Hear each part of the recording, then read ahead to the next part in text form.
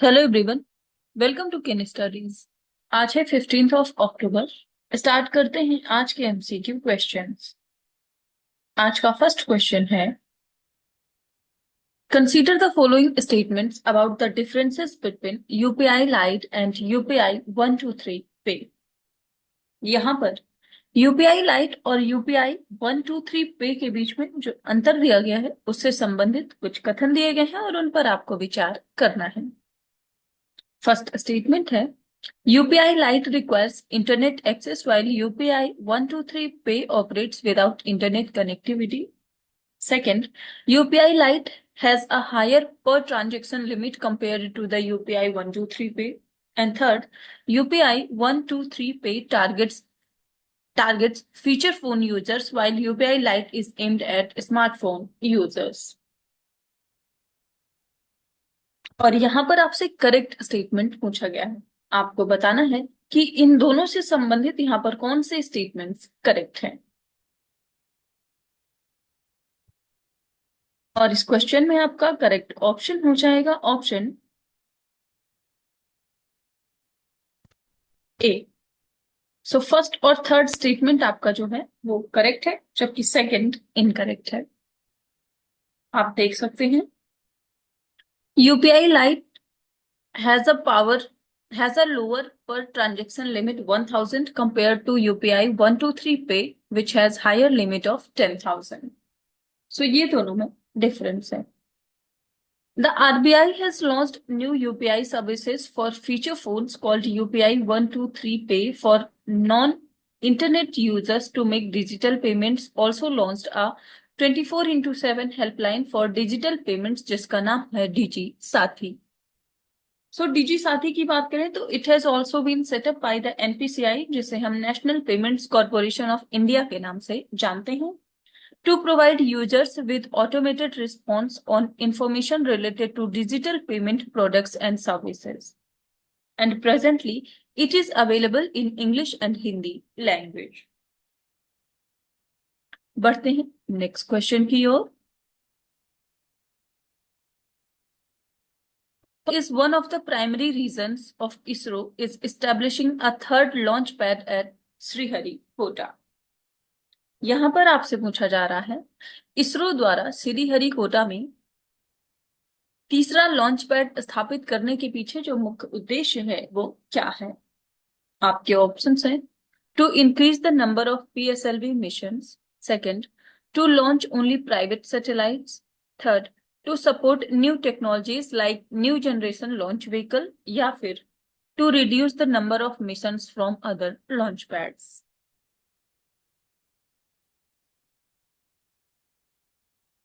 इस क्वेश्चन में आपका करेक्ट ऑप्शन हो जाएगा ऑप्शन सी। सो इसरो द्वारा हाल ही में जो तीसरा लॉन्च पैड स्थापित किया जा रहा है वो किया जा रहा है श्रीहरिकोटा में, और इसका उद्देश्य है to support new technologies like new generation launch vehicles.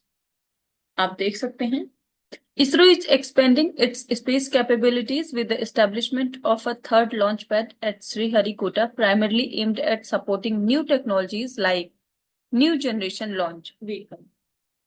So this launch pad will play a crucial role in enhancing the efficiency of launches, particularly those involving heavier payloads to low Earth orbit and geostationary transfer orbit, while also ensuring backup for critical GSLV missions. बढ़ते हैं next question की ओर।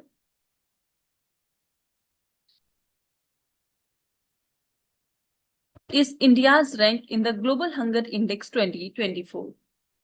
यहां पर आपसे पूछा जा रहा है, ग्लोबल हंगर इंडेक्स 2024 में भारत की रैंक क्या है। आपके ऑप्शंस हैं 95, 102, 105 या फिर 110।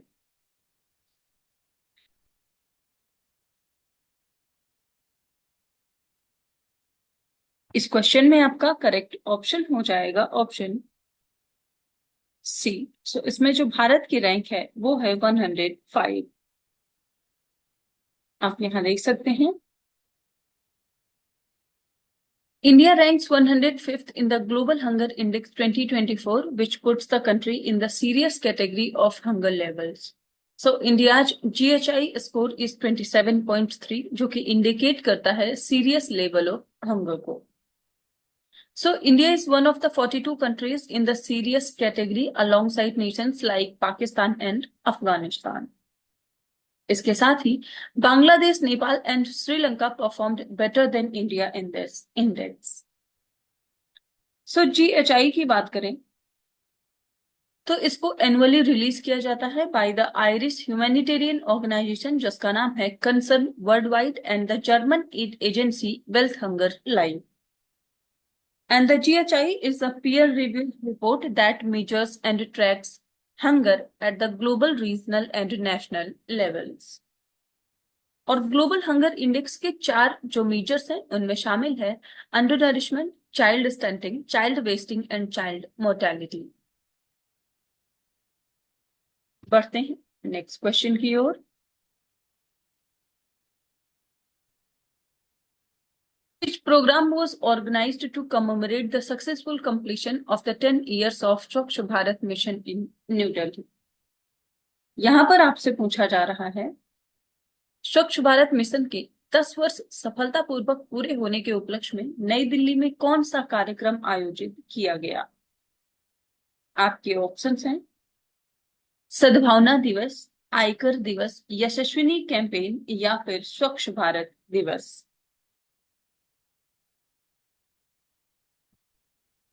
और इस क्वेश्चन में आपका करेक्ट ऑप्शन हो जाएगा ऑप्शन डी. सो स्वच्छ भारत मिशन का जब 10 वर्ष कंप्लीट हुआ है तो उसके उपलक्ष्य में जो कार्यक्रम आयोजित किया गया उसका नाम रहा है स्वच्छ भारत दिवस.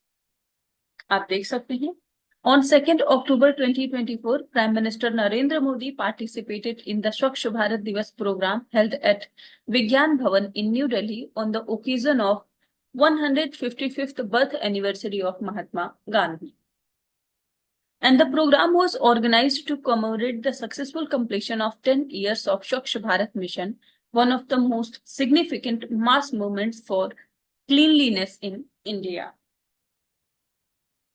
So this program has showcased India's decade-long sanitation achievements and of recently concluded स्वच्छता ही सेवा 2024 campaign.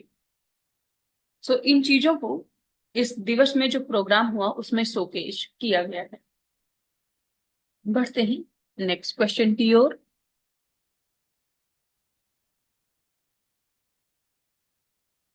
Which country got the hosting rights for the ISSF Junior World Cup 2025?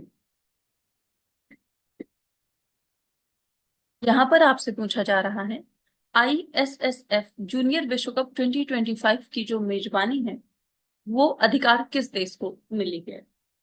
आपके ऑप्शंस हैं चाइना, फ्रांस, यूनाइटेड किंगडम या फिर India.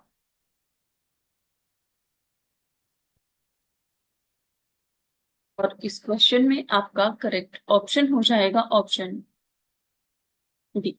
सो 2025 में ISSF जो junior world cup होगा इसकी मेजबानी करेगा भारत.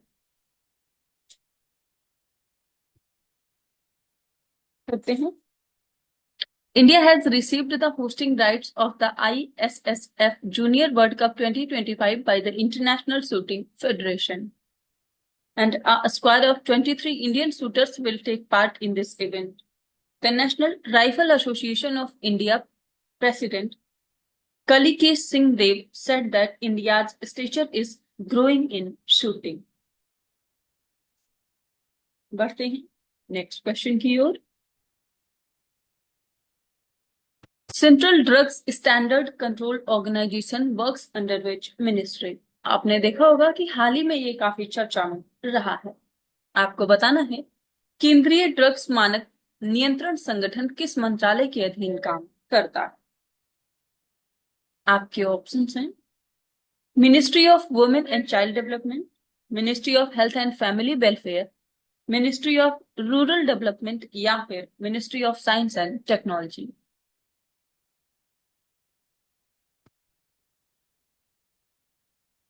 अब इस क्वेश्चन में आपका करेक्ट ऑप्शन हो जाएगा ऑप्शन बी। सो ये वर्क करता है under the ministry of health and family welfare. आप देख सकते हैं CDSCO has met WHO's standards for safety, efficacy and quality in vaccine regulation. इसके साथ ही CDSCO की बात करें तो it is India's national regulatory authority for medical devices operating under the ministry of health and family welfare. And the Drugs Controller General of India heads CDSCO with its headquarters in New Delhi. And its responsibilities include new drug approvals, clinical trials, drug standards, import quality control, and coordination with the state regulators. And it also grants licenses for critical drugs like blood products, vaccines, and IV fluids along with the state authorities. बढ़ते हैं next question की ओर।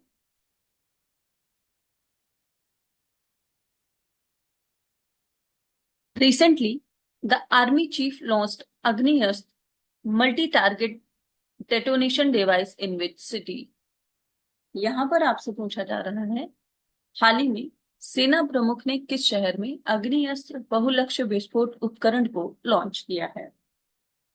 आपके options हैं new Delhi, Gangtok, Kohima या फिर Shillong.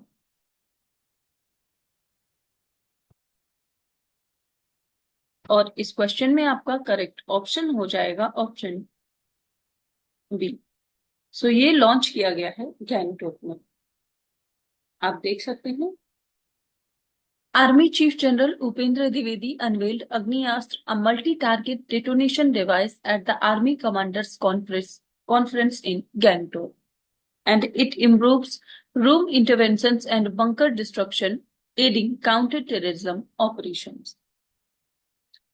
So the device known as WEDC enhances safety and reliability over the older exploder dynamo capacitor, which had a limited range of 400 meters.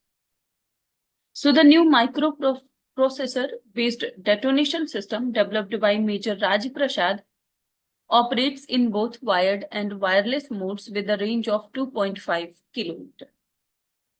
And it allows selective and simultaneous firing of multiple targets, making it highly effective for safe demolition operations. So this innovation significantly enhances counter-terrorism efforts and IED destruction, ensuring better safety for troops during critical missions. तो आप ध्यान रखेंगे हाल ही में जो army chief है general Upendra Dwivedi उन्होंने launch किया है अग्नियास्त्र गैंगटोक में। सो आज के करंट अफेयर सेशन में इतना ही। Thank you for watching. Do like, share and subscribe.